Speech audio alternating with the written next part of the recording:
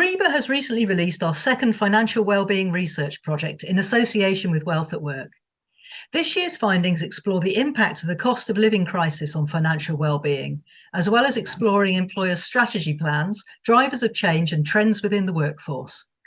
If you'd like a copy of this report, full of insights and relevant data, you'll find a link at the end of this video. To discuss the findings, I'm joined today by Jonathan Watts-Ley, Director, Wealth at Work. We're going to talk about how employers are responding to employees' needs in their approach to financial well-being and what their focus could be for the future. While you're watching this video, if you'd like to jump ahead to specific topics in our discussion, you can see the chapters on screen or click the video timeline below. Jonathan, our findings showed that employers are moving from a tactical to a more strategic approach to financial well-being, with 74% saying they'll look to create a more joined-up approach to financial well-being benefits within the next 2 years. Why do you think that's happening now?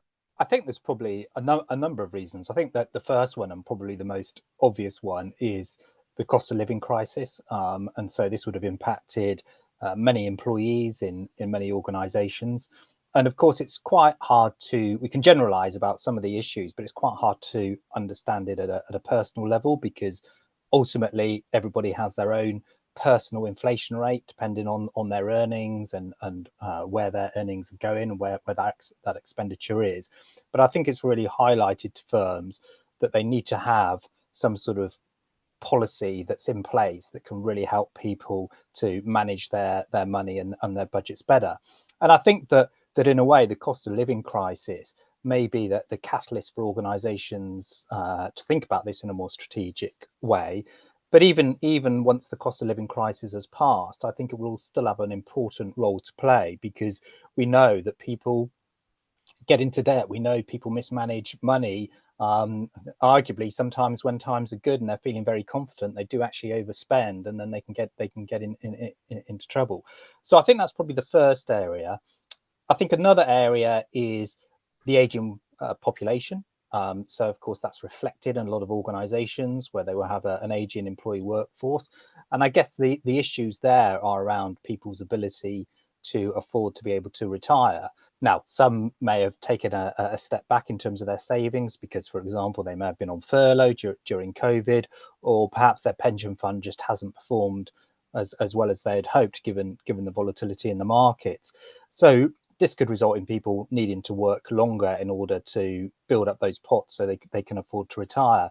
And I think that has quite a strategic perspective for employers as well, because of course for some organizations, employees working longer, perhaps longer than they otherwise may have done, may be seen as a good thing in times of labour shortages. They might actually want to keep those workers on longer if they're willing to do so. So for them, it may be a positive. But for other organisations, they may say, well, actually, we've got a very aging workforce and we need to bring in people with new skill sets, etc. So for them, it could be more of an issue. So I think there are some real strategic implications to it. I think the third and final point that I would raise is really around ESG. So ESG is something which is on the agenda of most organizations these days.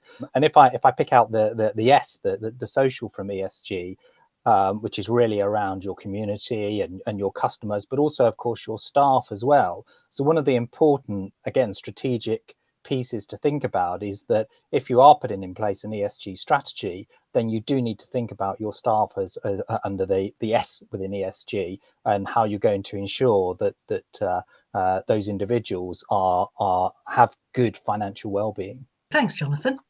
And I think we also found that employers intend to introduce a wider range of benefits to support employees, with savings products and salary advance and other things such as share plans, all showing growth.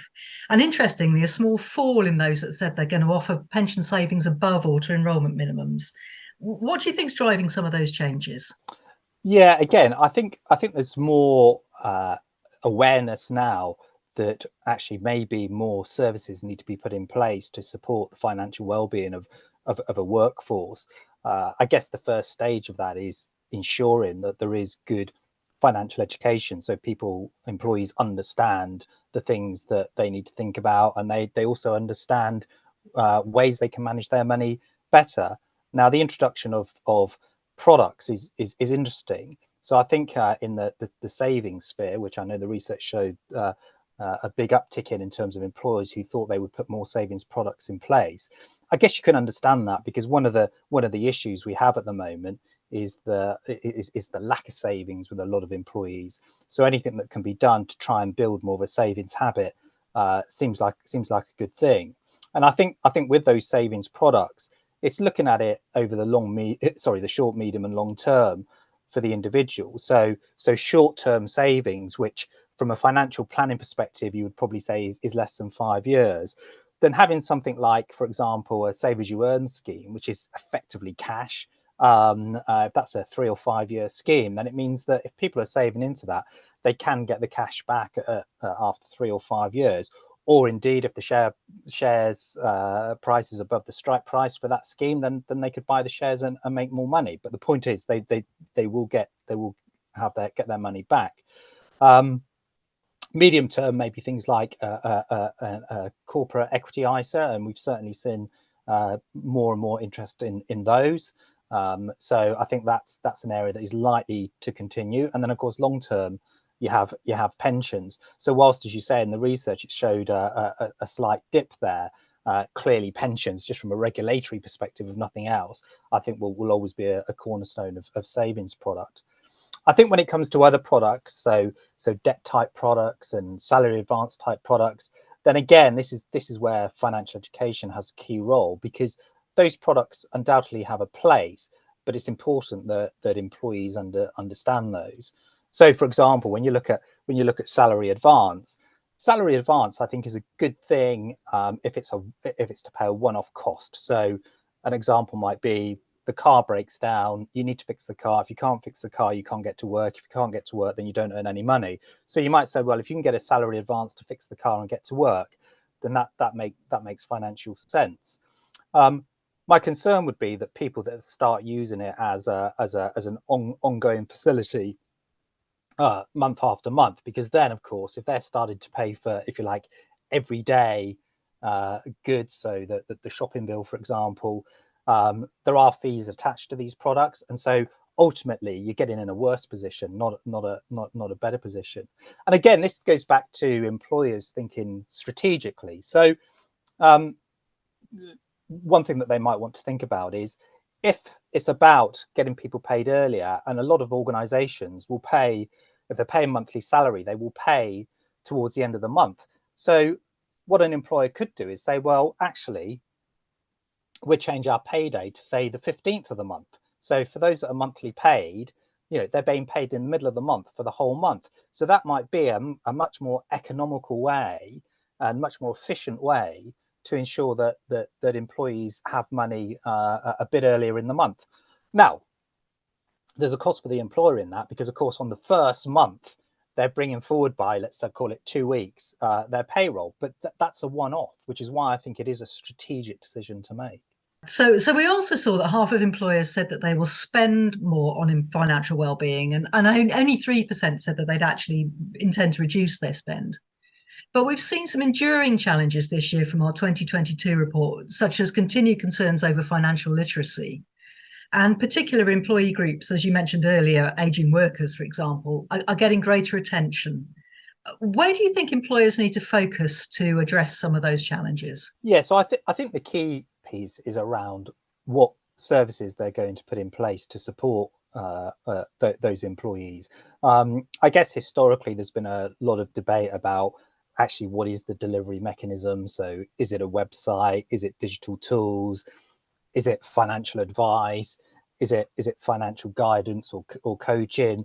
And I think one of the issues has been is that, again, historically it's been quite a tactical approach to it. So rather than standing back and saying, well, let's look at the workforce, and then let's come up with a strategy that will actually play to what our employees need, it's been a bit of sort of ad hoc one-off. So I would say high level, people or employers need to think about how they're going to deliver financial education in whatever form that may take. So is it digital? Is it face to face? Is it a combination of all? Financial coaching, we know, or guidance in the research has seen a massive increase. I think employers were saying, or the number of employers saying that they were going to put that in place is growing from about 12% to 41%. And then, of course, there is the role of regulated advice, and particularly when you're talking about that aging workforce, and when people get to retirement, actually more of those may benefit from regulated advice. So one of the ways I think is often a way to think about this. I talk about a digital sandwich. So when you look at your various employee segments, that you may actually go out to them with digital nudges, for example. But whether you've done those digital nudges, it may need some in-person support. So that could be, for example, coaching. But then once you've done that, it could be then there's more digital support in terms of tools, etc. So once people understand what they need to be looking at, and they know which personal numbers they should be gathering in order to put into those tools, then that's helpful. So that's another way that organizations can start thinking about it a little bit more strategically. And then I guess if we look at some of the other trends that we saw coming through as well, they tend to be focused on wider issues such as employee engagement and fairness.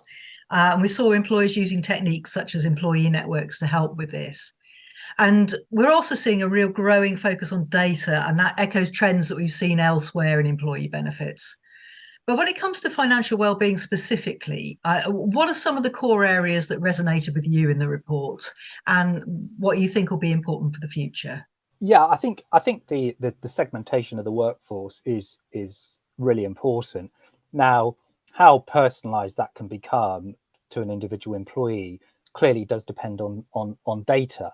So if it's something that's closely related, let's say, to the benefits that employer is offering, then actually a lot of that segmentation can actually get down to a personal level, and messages can be sent out that are relevant to those individuals.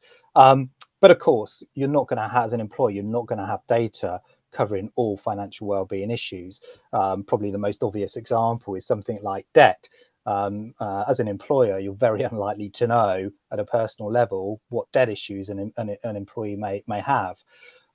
So because of that, again, the best way probably to think about it strategically is to think about push and pull strategies. So where you have data, or even if not on an individual level, maybe at a segmented level. So again, if we go back to the aging workforce, then clearly there are messages you might send out to people, let's say, in their 50s and above, that you wouldn't send to people that were in their 20s. So again, you on a segmented basis, you can send out relatively targeted messages. So that is a push strategy. That's where the employer is saying, right, I've identified either individuals or I've identified segments, and I'm going to push certain messages out to those groups and individuals. A pull strategy is where you don't really have that data. So again, going back to my debt example, you may want your employees to know that there are services that you have put in place as an employer to support them if they're worried about debt. But of course, they need to pull that. So actually, what you need to do is run good engagement, good awareness campaigns, show what's on offer, whether that be personalised coaching or digital tools, or even handoffs to third parties. But that is then for the individual to pull, because of course you as an employer will not know their personal situation. So thanks so much for joining me today, Jonathan, and it's been a real insight into some of the trends and future directions that we're seeing for financial wellbeing. And if you'd like a copy of this REBA and Wealth at Work report, we've included the link at the end of this video. Thank you for joining us today.